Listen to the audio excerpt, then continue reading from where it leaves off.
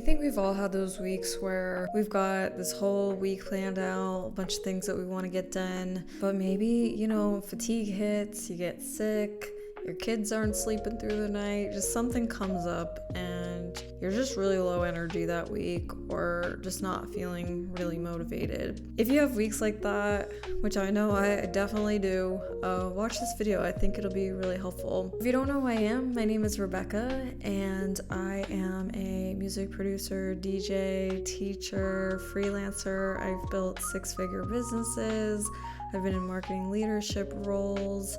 I've toured around the world, and I have created this framework called the Creative Energy Map, and it's a framework that I put together when I thought back on just everything that I've accomplished and thinking about how I would plan out my weeks to stay consistent. And I realized that it was more of a creative energy-based system versus time-based system where, a lot of planning productivity tools out there, they're based planning out blocks of time, put this in your calendar, things like that, which I think can be helpful, but I just found that I really need something that could be more flexible around my energy, especially for those low energy weeks or just low energy days. And so I put this Notion template together where I can plan out my weeks based on these different energy states. I call them the creative energy states. There's spark for your ideas,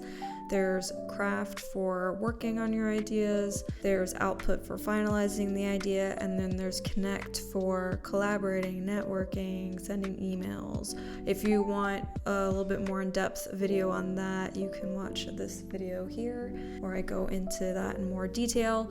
But the way I plan out my weeks is based on those energies. And so when I have low energy days, I have to think about how mentally intense or draining they can be. So for instance, if I'm in craft energy, which to me is really deep work energy, that takes up a lot of mental energy, that could take up a lot of physical energy. Maybe when I'm having low energy, working on that deep work state type stuff, I'm probably not going to get the best results. Let me show you my Notion template that I've put together, and I can give you an example of a week, say when I have low energy, and how I would approach planning it. In this template too, I have a low energy day cheat sheet where I can give you examples of tasks that you can work on in these different energy states that are just less intensive type of work, less draining if you do still want to get some things done when you're still feeling low energy, but you still want to maybe try to work on some stuff. So I'm going to share my screen. Here's the Creative Energy Map Weekly Planner. Up at the top here, I like to have this weekly focus where I say if only one thing gets done this week, it's fill in the blank. Hypothetically, let's say I am just having a really low energy week, right? Or as a woman, I know I'm going to be having a low energy week, so I'm going to my luteal phase or my menstrual phase, which I tend to be way more fatigued, and so I try to plan around that as well. There's more information. I'm sure there's videos that you can look at about cycle syncing that could be really helpful to work with your cyclical energy. But anyways, so let's just say hypothetically this is a week that I am feeling really low energy. So what I'll start with is I'll put in the things that I know that I absolutely have to do, like commitments, and those for me for this upcoming week are client meetings and a team meeting that I have. So things that I absolutely have to get done is meeting with the team and the clients. Of course, if you're like really, really sick or something, reschedule, see if you can do updates async, things like that. But if I'm just like, having a day where I'm feeling pretty fatigued, but I still have enough energy that I can meet, or I can at least conserve my energy. These are the things like I know these are on my calendar. I have these meetings, so let's place these on the planner first. So then from there I can fill out the rest of the week. So Mondays for me are usually a reviewing analytics sort of week.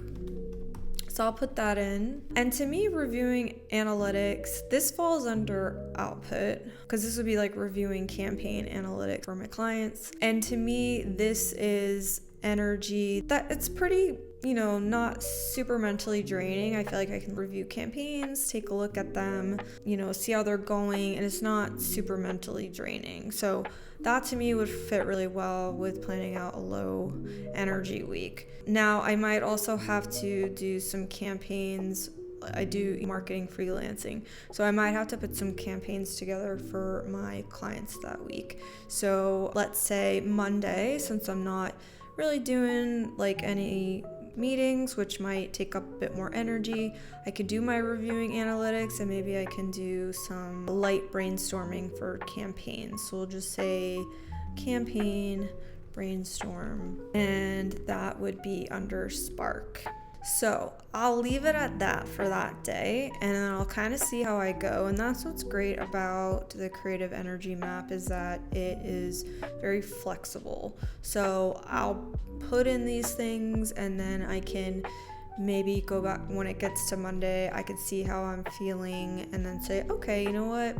I've got some more things in my creative energy pool, and these are things that I have that are like recurring tasks that I do, or things that I would like to do in the future that I can pull from and say, I have more energy this day, so why don't I brainstorm some YouTube videos as well? So I can pull from the pool. So that'll be Monday. Tuesday, I'll probably keep it at the meetings, because those will be quite a few hours, and maybe some light,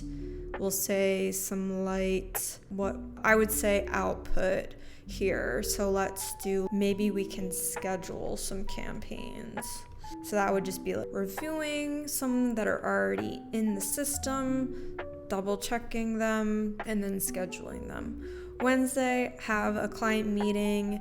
Won't be too intense, so I think from there I would probably do maybe a little bit of light craft energy if I'm feeling up to it. So this could be like writing copy for those campaigns. So write copy for email, we'll just say. So I could do writing some copy that day. Maybe there's still some more like output energy. That could be like scheduling a YouTube video. So we could put that in there. And then Thursday and Friday, I've got the days to figure out, all right, what other tasks that I have to do, what deliverables do I have for clients, or these things where I can work on some of my own creative projects, whether that's working on music, maybe I can come up with some song ideas, maybe I can film some content, things like that. But I'll try not to overdo it. Again, I'll kind of put like a rough idea together for a low energy week, and then kind of see how I am each day and check in. And if I'm feeling more energetic, I can maybe work on some more crafting. So say Thursday I decide, oh, you know what, I'm actually feeling pretty good, so let's do some deep campaign planning, something like that, where I can spend a couple hours on that. And then Friday, again, if I'm not feeling it, maybe I say, you know what, I'll hold off on filming content. I'm not that energized, so let's put this back down into the pool here, and then let me just leave Friday open. Maybe I just take the day off because I'm really tired, or if I'm sick or something, I just really need a day to rest.